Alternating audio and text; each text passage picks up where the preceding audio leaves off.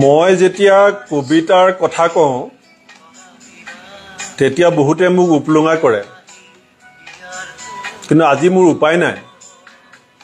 যোৱা 19 তাৰিখৰ দুপৰীয়াৰ পৰা কিছুমান কবিতাই মোক জোকাৰি আছে। কবিয়ে লিখিছিল, মই মৰিলেও দিন গ'লে ৰাতি হ'ব, জোন বেলি ওলায়ে থাকিব, গছত ফুলিব ফুল, বতাহ বলিব, নিজ বাটে নক্ষত্ৰ ঘূৰিব। কিন্তু এনেকুৱা অনুভৱ হৈছে যেন অসমত বতাহ থমকি ৰৈছে, বতাহেও যেন ৰৈ দিছে। জুবিন গাৰ্গ নাই, এই কথা কোনেও মানি ল'ব পৰা নাই, কোনেও বিশ্বাস কৰিব পৰা নাই। মই কালি জুবিন গাৰ্গ ডাঙৰীয়াৰ ঘৰলৈ গৈছিলোঁ। তাতো মই চবৰে চকুলৈকে চাইছোঁ, বহুতৰ সৈতে কথা পাতিছোঁ। এটাই কথা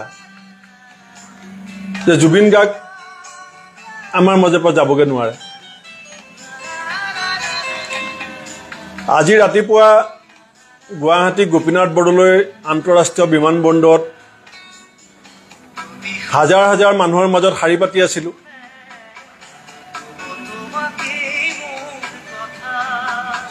অনুভৱ হৈছিল এটা কবিতা, যেতিয়া জুবিন গাৰ্গৰ পাৰ্থিৱ শৰীৰৰ কঢ়িয়াই অনা সেই ফুলৰে সজোৱা গাড়ীখন সন্মুখেদি পাৰ হৈ গৈছিল, হাত মেলি গাড়ীখন চুই চাইছিলোঁ। তেতিয়া অনুভৱ হৈছিল কবিয়ে যে লিখিছিল যে মহাপুৰুষৰ চানেকিৰে জীৱনৰ আমিও কৰিব পাৰোঁ জীৱন গঢ়িত, অভিনয় শেষ হ'লে আয়ু বেলি মাৰ গ'লে, থৈ যাব পাৰোঁ খোজ সময় বালিত। সেই কবিতাটোৰ অৰ্থ বুজিছিলোঁ, কিন্তু বাস্তৱিক চিত্ৰখন আজি ওচৰৰ পৰা দেখিলোঁ যে মহাপুৰুষ কেনেকৈ হয়, মহাপুৰুষ কেনেকুৱা। এজন মানুহ ইমান জনপ্ৰিয়, এজন মানুহ ইমান শক্তিশালী, তাৰ জোখ মাখ আৰু হিচাপ নিকাচ জীৱনকালত আমি কৰিছোঁ বা কৰোঁ, কিন্তু জীৱনৰ শেষ সজ্জাত, অন্তিম যাত্ৰাত এয়াৰপৰ্টৰ পৰা গুৱাহাটী আন্তঃৰাষ্ট্ৰীয় গোপীনাথ বৰদলৈ বিমানবন্দৰৰ পৰা এই মুহূৰ্তলৈকে তেওঁ কাহিলীৰ পৰা ঘৰ গৈ পোৱাগৈ নাই। 5 ঘণ্টা ৰাস্তাত বীৰ দি বাট নোপোৱা, যিটো জনসমুদ্ৰ বুলি টিভিত কৈ আছে বা আমি বহুতে কৈ আছোঁ, এইটো জনসমুদ্ৰ নহয়, জনমহাসমুদ্ৰ। আৰু আমি যে কৈ আছোঁ যুগনায়ক, যুগ বুলি ক'লে 10 বছৰ বা 100 বছৰ, কিন্তু আজি কোন অহা নাই। অবাল বৃদ্ধ বনিতা, কোলাত কেঁচুৱা লৈ মাক আহিছে, লাখুটি লৈ ককা দেউতা আইতা আহিছে। আৰু এটা, মই ৰাতিপুৱা 6টা বজাত যেতিয়া এয়াৰপৰ্টলৈ ঘৰৰ পৰা গৈ আছিলোঁ, 5টা বজাত ঘৰৰ পৰা ওলাইছোঁ, 6:45 আহি পাব বুলি কৈছিল। বাটৰ দুই কাষে অজস্ৰ সজাই সজাই অনা গাড়ী, য'ত জুবিন গাৰ্গৰ ফটো আৰু ফুলেৰে সজোৱা গাড়ী। এনেকুৱা লাগিছিল যে এইখন গাড়ীতহে জুবিন গাৰ্গ আহিব, সেইখন গাড়ীতহে জুবিন গাৰ্গ আহিব। এয়াৰপৰ্টত গৈ মই তেওঁৰ সহধৰ্মিনী, আমাৰ সকলোৰে স্নেহৰ গৰিমা ডাঙৰীয়ানীক লগ পাইছিলোঁ। মই তেখেতক কৈছিলোঁ এয়াৰপৰ্টত যে গোটেই বাটটো বীৰ দি বাট নোপোৱা মানুহ আৰু গাড়ী, কিন্তু আটাইতকৈ ডাঙৰ কথা বেছিভাগ মানুহে নিজৰ গাড়ীখনত ফটো লগাই পেলাই সজাই আনিছে যেন তেওঁৰ গাড়ীখনতহে জুবিন গাৰ্গ যাব।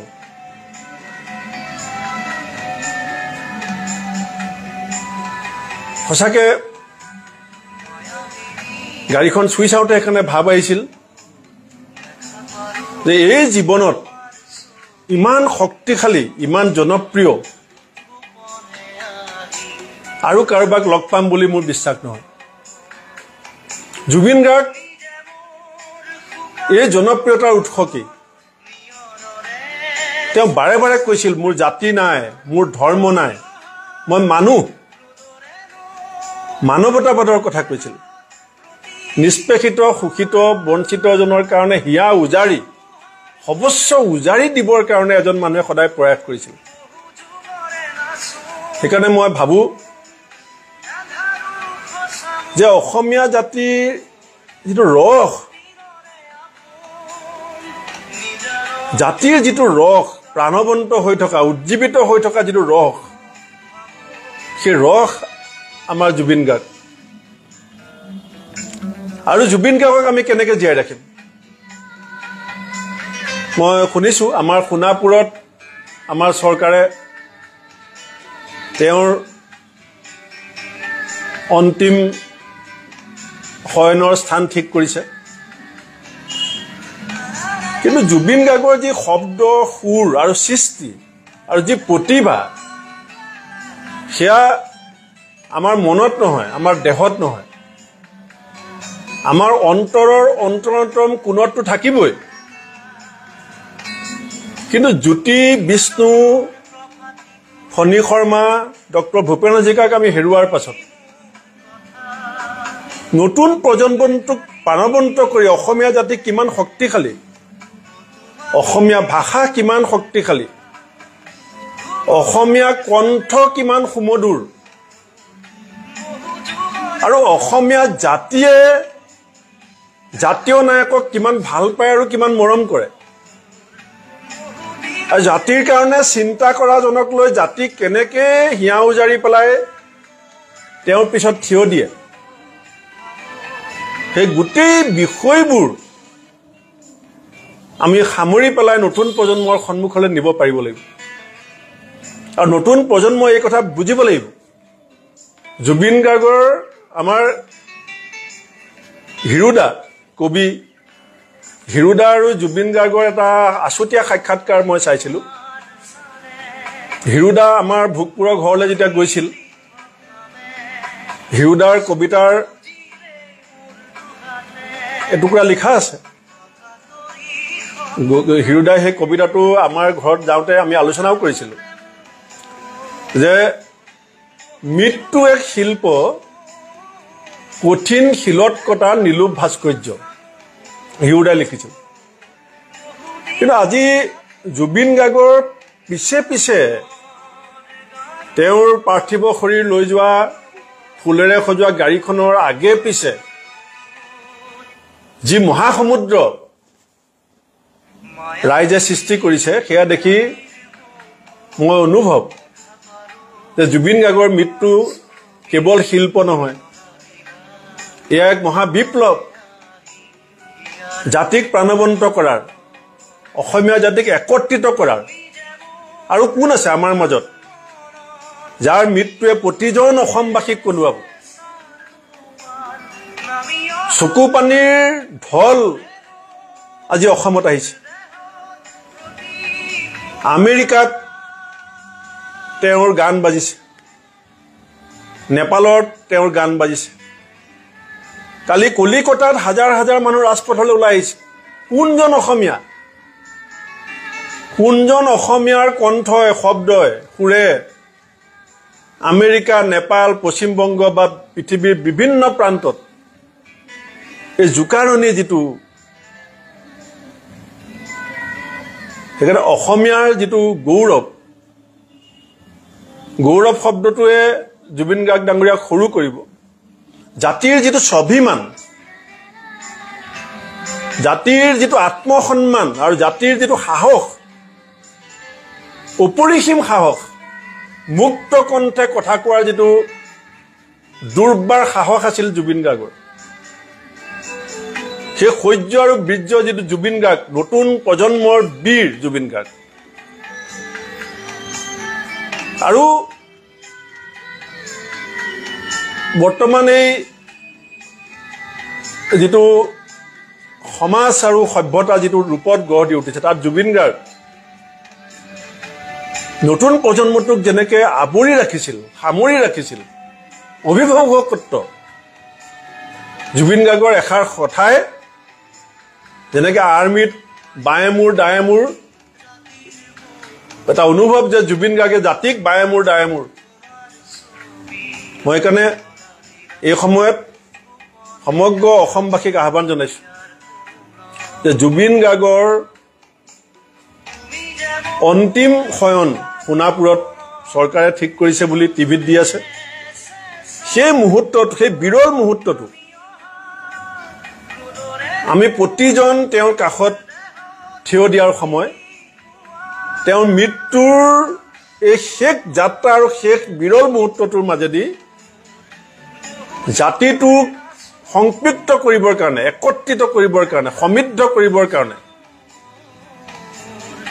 কাৰণ য'ত বীৰৰ পূজা হয় তাত বীৰ জন্ম হয় এজন জাতীয় বীৰ এজন যুগনায়ক কিংবদন্তি পুৰুষ যেনেকুৱা এজন ব্যক্তি আমাৰ জন্মত আৰু দ্বিতীয়বাৰ আমি ওচৰৰ পৰা পাম বুলি এতিয়া মনে ধৰা নাই বহুত দূৰলৈকে ৰিণিকি চালো আৰু এজন ভূপেন হাজৰিকাৰ পাছত জুবিন গাৰ্গৰ পাছত কোন তাৰ উত্তৰ আমাৰ মনলৈ অহা নাই সেইকাৰণে মই ভাবোঁ যে আমাৰ প্ৰতিজনেই জুবিন গাৰ্গৰ শেষ শয়নৰ সময়ৰ সাক্ষী হ'ব লাগে আৰু চৰকাৰক মই আহ্বান জনাম যে তেওঁৰ মই কালিও কৈছিলোঁ যে অতি কমেও নিশ্চিতভাৱে সমগ্ৰ অসমত গুজৰিত হ'ব জুবিন গাৰ্গক ভাৰতৰত্ন দিব লাগে কিন্তু পদ্ম বিভূষণ অনতিপলমে চৰকাৰে দি অসমবাসীক এটা সান্তনা আৰু এতিয়া নতুন বিজ্ঞান প্ৰযুক্তিৰ যুগত লাইট এণ্ড সাউণ্ড শ্ব' শব্দ আৰু পোহৰৰ মাজেদি জুবিন গাৰ্গক প্ৰাণবন্ত জীৱন্ত কৰি নতুন প্ৰজন্মটোৰ সন্মুখত এক প্ৰেৰণাৰ তলি যে চোৱা অসমীয়া এইজন অসমৰ যুৱক জুবিন গাৰ্গ তেওঁ অসমীয়া জাতিক কি দি থৈ গৈছে তেওঁৰ সৃষ্টি তেওঁৰ প্ৰতিভা তেওঁৰ শব্দ তেওঁৰ সুৰ আৰু বহুমুখী প্ৰতিভা যিটো তেওঁৰ চিনেমা জগতৰ পৰা বাদ্যযন্ত্ৰৰ পৰা গোটেই বহুমুখী প্ৰতিভাৰ এই আকৰ প্ৰতিভা আমি মৃত্যু হ'বলৈ দিব নোৱাৰোঁ তেওঁ পাৰ্থিৱ শৰীৰৰ মৃত্যু হৈছে তেওঁ প্ৰতিভাক আমি জীয়াই ৰাখিব লাগিব আৰু এইখিনি মই কোনো সজাই পৰাই ভাবি চিন্তি কোৱা কথা নহয় মই 3 দিনৰ পৰা গুজৰি গুমৰি থকা মোৰ মনৰ ভাৱ যে জুবিন গাৰ্গক আমি আমাৰ অতীত হ'বলৈ দিব নোৱাৰোঁ আমাৰ কেৱল বৰ্তমান নহয় আমাৰ প্ৰজন্মৰ পাছত প্ৰজন্মৰ কাৰণে জুবিন গাৰ্গ হৈ থাকিব লাগিব আমাৰ ভৱিষ্যত এয়াই মোৰ এই সময়ত কামনা আৰু এয়াই শব্দৰ মাজেদি মই তেওঁলৈ শত সহস্ৰ কোটি প্ৰণিপাত জনাইছোঁ সমগ্ৰ জাতিয়ে উচুপিছে আৰু এই তেওঁ স্বৰ্গত যে স্থান পাব আমাৰ শাস্ত্ৰ লিখা আছে হৰমুখে নৰমুখে সমান লাখ লাখ মানুহৰ চকু পানীয়ে ৰাস্তা বনাই তেওঁক স্বৰ্গলৈ লৈ গৈ আছে এয়াৰপৰ্টৰ পৰা ঘৰ আহি পাওঁতে 5 ঘণ্টা লাগিছে ঘৰৰ পৰা আকৌ সৰুসজাই ষ্টেডিয়াম পাওঁতে কেইঘণ্টা লাগিব ঠিক নাই কালিলৈকে তেওঁক শ্ৰদ্ধাঞ্জলি শেষ হ'ব নহয় নাজানো কিন্তু মই বাৰে বাৰে ক'ম যে তেওঁৰ শেষ যাত্ৰাত কিন্তু আমি প্ৰতিজন অসমীয়াই ভাগ ল'ব লাগিব আৰু আমি প্ৰতিজন অসমীয়াই ভাগ ল'ম ধন্যবাদ